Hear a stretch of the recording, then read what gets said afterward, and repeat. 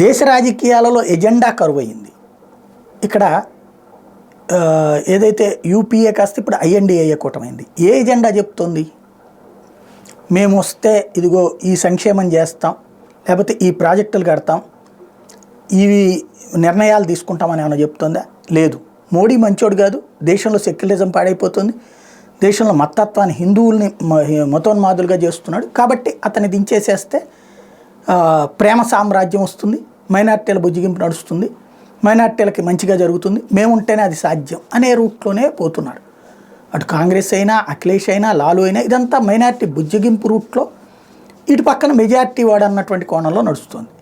ఇటు మోడీ గద్దె దిగితే మంచి రోజులు వస్తాయి అన్న పాయింట్ తప్పించి తాము వస్తే ఏం చేస్తామో చెప్పలేకపోతున్నాడు.